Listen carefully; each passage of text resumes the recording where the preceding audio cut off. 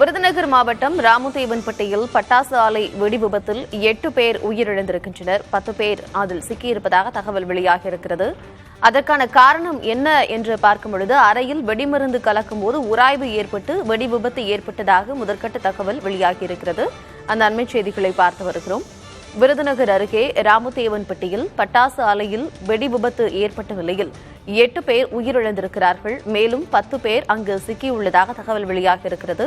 தொடர்ந்து அங்கு மீட்புப் பணிகள் நடைபெற்று வருகின்றன. அந்த அண்மை செய்திகளை பார்த்து வருகிறோம். அறையில் வெடிமருந்து கலக்கும் போது உராய்வு ஏற்பட்டு வெடி விபத்து ஏற்பட்டதாக தகவல் வெளியாகியிருக்கிறது. இதுகுறித்து பேசுவதற்காக பிரபுகாந்தி பாதுகாப்பு பொறியாளர் நம்மிடையே இணைப்பில் இருக்கிறார். அவரோடு பேசலாம். சார் வணக்கம். தற்பொழுது இந்த விபத்து ஏற்பட்டு 8 பேர் உயிரிழந்திருக்கிறாங்க.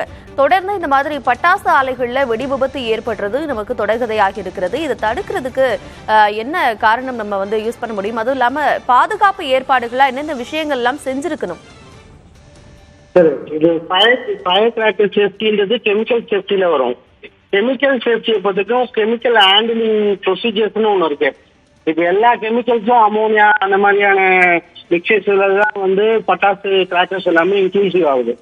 எனி கெமிக்கல் எது போட்டாலும் கெமிக்கல் சேஃப்டிக்கு MSDS சொல்லுவாங்க, மெட்டீரியல் சேஃப்டி டேட்டா ஷீட். அதுல இது போட்டாலே அதுலயே இந்த மாதிரி கெமிக்கல் கையாண்டா ஃபயர் ஆனா எப்படி அணைக்கணும். இப்போ கெமிக்கல் ஃபயர்லாம் தண்ணி ஊற்றிலாம் அணைக்க கூடாதுங்க. அது இன்னும் கொஞ்சம் பிரச்சனை எதுவாகும். இருக்கிற ஆக்சிடென்ட்ல எனக்கு தெரிஞ்சு இந்த ஃபயர் ஆக்சிடென்ட், அப்புறம் இந்த தீ ஆக்சிடென்ட் அண்ட் பட்டாசு கிராக்கர்ஸால ஆகிற விபத்து தான் மிக கொடூரமான மரணமா நம்ம எதிர்பார்க்கோம். ஏன்னா இப்போ பாயிண்ட் என்னன்னா, அதாவது அவங்களோட ஃபயர் இப்போ 8 பேரோட உடல்ல அங்கங்க தொங்கும், செதறி கிடக்கும். ஸோ அந்த மாதிரியான விஷயங்கள்லாம் நடக்குது. இப்போ ஃபயர் கிராக்கர்ஸ்ல இப்போ ஆக்சிடென்ட் ஆயிருக்கு பாத்தீங்களா, அங்க ஃபயருக்கு உண்டான ஃபயர் ஆச்சுன்னா அந்த இடத்துல ஃபயர் எக்ஸ்டிங்விஷர்ஸ் இருக்கணும், ஃபயர் கண்ட்ரோலிங் சிஸ்டம் இருக்கணும், ஆட்டோமேட்டிக் அலார்மிங் சிஸ்டம் இருக்கணும், அந்த இடத்துல எமர்ஜென்சி டோர்னு ஒன்று வச்சிருப்பாங்க. அதே மாதிரி இந்த கிராக்கர்ஸ் அடுக்கி வைக்கிறதுக்குன்னு ஒரு ஸ்டாக் இருக்கணும். இதெல்லாம் இல்லாதனாலதான் இந்த ஆக்சிடென்ட் நடக்குது. முதல்ல கெமிக்கலை பொறுத்தவரைக்கும் கெமிக்கல் ஹேண்டிலிங்ஸ்னு ஒரு ப்ரொசீஜர் இருக்கு. ஸோ ஒன்னொன்னு சார், அந்த பீப்புள்ஸ் ஒர்க் பண்றாங்க, ஒர்க் பண்றதுக்கு முன்னாடி அவங்களுக்கு அதுக்குண்டான எக்ஸ்பீரியன்ஸும் ட்ரைனிங்கும் கொடுக்கணும் சார். அது மெயினா பெரிய ஓட்டம் இருக்கு. தமிழ்நாடு கவர்மெண்ட் ஃபயர் கிராக்கர் சேஃப்டின்னு சொல்லிட்டு ஒரு இம்மிடியா ஒரு பாலிசியை டிப்ளாய் பண்ணி ஒரு விஷயத்த பாலிசி வைஸ் டிரைவ் பண்ணி கண்டினியூஸ் மானிட்டரிங் இருக்கணும். கண்டினியூஸ் மானிட்டரிங் போன மாசம் பண்ணா கூட இந்த மாசம் என்ன பண்றாங்க, சேஃப்டி இன்ஜினியரிங் பொறுத்தவரைக்கும் எல்லாமே கண்டினியூஸ் மானிட்டரிங் ஆடிட்டிங் பண்ணாதான் விபத்துக்கள் நடக்காம தடுக்க முடியும். ஆனா கண்டிப்பா ஃபயர் கிராக்கர்ஸ்ல இந்த மாதிரி விபத்துக்கள் ஃபியூச்சர்ல வராம தடுக்க முடியுமா கேட்டா கண்டிப்பா தடுக்க முடியும். அதுல வழிவகை சேஃப்டி இஸ் ஃபர்ஸ்ட். ஆனா இந்த மாதிரி கெமிக்கல் சேஃப்டி ஹேண்ட்லிங்ல நிறைய மாக் ட்ரில் கண்டக்ட் பண்ணணும். ஆனா இதெல்லாம் நடக்காதனால தான் இவ்வளவு பெரிய பெரிய விபத்துக்கள் நடக்குது. இப்ப 8 பேர் இறந்துருக்காங்க, உள்ள வேற நிறைய பேர் மாட்டிட்டு இருக்காங்க. எனக்கு தெரிஞ்சு தீ காயங்கள், ஃபயர் கிராக்கர்ஸ் காயங்கள்லாம் ஒரு 40% 50%க்கு மேல அடிபட்டாலே அவங்க உடல் ஊனம் ஆயிடுவாங்க. இறக்குறது ஒரு பக்கம், உடல் ஊனம் ஆயிடுச்சுன்னா அவங்க வாழ்வாதாரத்துக்கு போயிட்டு. சார், பொதுவா இவ்வளவு பாதுகாப்பு ஏற்பாடுகள் இருக்கணும் அப்படின்னு சொல்லியிருக்கிறீங்க. ஆனா இவ்வளவு பாதுகாப்பு ஏற்பாடுகள்லாம் இருக்கு அப்படிங்க ஆய்வு செஞ்சுதான் இதுக்கான அனுமதி எல்லாம் கொடுக்குறாங்களா? இதுலதான் சார் பெரிய ஓட்டம் இருக்கு மேம். அதாவது இந்த விஷயத்த அதாவது அந்த லைசன்ஸ் ஆபீசர் தராங்க பாத்தீங்களா, நம்ம லைசன்ஸ் தராதனால ஒரு 8 பேர் உயிர் போயிடுச்சு பாத்தீங்களா. அந்த மாதிரி பொறுப்புணர்வோட அரசாங்கமும் அரசு அதிகாரிகளும் பொறுப்புணர்வு பாயிண்ட் என்ன சொன்னா, ஃபயர் எக்ஸ்டிங்விஷர், அதாவது அந்த ஃபயர் எக்ஸ்டிங்விஷர், ஃபயர் ட்ரில்லு, அந்த ஆட்டோமேட்டிக் ஃபயர் அலார்மிங் சிஸ்டம், இதெல்லாம் இல்லாம லைசன்ஸ் கொடுத்துடக்கூடாது. அப்ப லைசன்ஸ் எப்படி கொடுத்தாங்க? இந்த சிஸ்டம் ஒழுங்கா ஒர்க் பண்ணியிருந்தா 8 முதல்ல பட்டாசு வெடிச்சிருக்காது, இல்லாட்டி அந்த ஸ்பிரிங்க்லிங் சிஸ்டம் பெரிய லெவலில் ஸ்ப்ரெட் ஆயிருக்கும். அப்புறமா அந்த ஃபோம் சிஸ்டம் இருக்கு, ஃபோம் சிஸ்டத்துல வச்சு இது பண்ணனா ஃபயர் ஃபர்தரா ஸ்ப்ரெட் ஆகாது, இனிஷியல் ஃபயர் லெவல்ல பிரேக் ஆகும்.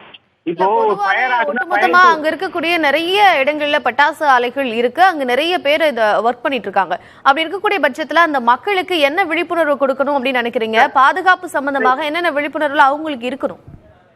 அதுதான் மேம், அந்த லைட் ஒன்று இருக்குல்ல மேம், அந்த லைட் ஃப்ரண்ட்ல டிஸ்பிளே பண்ணணும் மேம். இப்போ இப்போ இந்த ஃபேக்டரி வந்து பாதுகாப்பானது அப்படின்ற லைசன்ஸை வந்து எல்லா கம்பெனியும் கேட் என்ட்ரிலே டிஸ்பிளே பண்ணணும். அந்த கம்பெனிக்கு சேஃப்டி பாலிசி இருக்கும். சேஃப்டி பாலிசி இருந்தால் சேஃப்டி இன்ஜினியர் இருக்கணும். 30 பட்டாசு தொழிலாளர்கள் வேலை செய்யறாருன்னா ஒரு சேஃப்டி இன்ஜினியர் இருக்கணும். ஒரு சேஃப்டி இன்ஜினியர் இருக்காருன்னா அவரு வந்து இந்த மாதிரியான ஃபயர் கண்ட்ரோலிங் சிஸ்டம் எல்லாம் இம்ப்ளிமெண்ட் பண்ணுறாரு. சேஃப்டி இன்ஜினியர் இருக்கிறனாலே விபத்து கம்மியாயிடும் சொல்ல வரல. சேஃப்டி இன்ஜினியர் இருந்தாருன்னா அவங்க மேனேஜ்மெண்ட்ட பேசி அந்த ஃபயர் எக்ஸ்டிங்விஷரு, அந்த ஆட்டோமேட்டிக் ஃபயர் ஸ்ப்ரிங்க்லிங் சிஸ்டம் இதெல்லாமே என்ஷூர் பண்ணுவாங்க. அதாவது விபத்து ஈஸியாக நடக்கும் அப்படின்னு தெரிஞ்சு இருக்கக்கூடிய ஒரு ஆலை நடத்துறாங்க.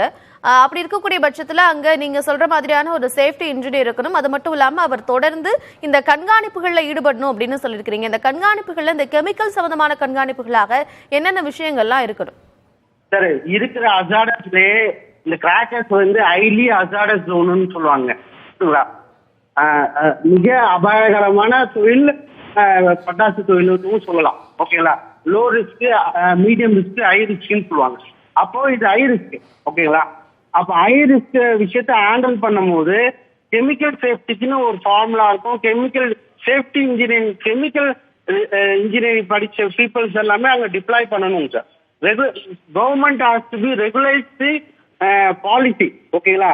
அது மாதிரி இல்லீகலா வேலை செய்யற அனைத்து பட்டாசு ஆலைகளும் கண்டிப்பாக கவர்மெண்டோ ஒரு விஓ நினைச்சாலோ இல்லாட்டி அங்க இருக்க ஊர் தலைவர் நினைச்சாலோ இந்த விஷயத்த கண்டிப்பா நடத்தலாம். அவங்களுக்கு தெரியாம இந்த மாதிரியான ஆலைகள் இயங்கிறதுக்கு வாய்ப்பே இல்லை. அவங்கெல்லாம் வந்து இப்போ 8 பேரோட ஃபேமிலி பாடி கூட அப்படி செதறி இருக்கும். அதே மாதிரி அந்த தொழில எவ்வளவு அபாயகரமா இருக்குன்னு தெரியாம கூட வேலை செய்யறாங்க பார்த்தீங்களா? அதுதான் ரொம்ப ஒரு மனிதாபிமானற்ற செயல்னு சொல்லுவாங்க பார்த்தீங்களா? அதுதான். கண்டிப்பாக நீங்க சொன்ன மாதிரி பொறுப்புணர்வோடு ஆலை உரிமையாளர்களும் சரி, இதற்கு லைசன்ஸ் கொடுக்கறதுக்கான எல்லா இடங்கள்லயுமே மனிதர்கள் அங்க ஒர்க் பண்றாங்கன்ற பொறுப்புணர்வோடு நடந்துக்கணும் அப்படிங்கறத சொல்லியிருக்கிறீங்க. உங்களுடைய நேரத்திற்கும் கருத்திற்கும் நன்றி.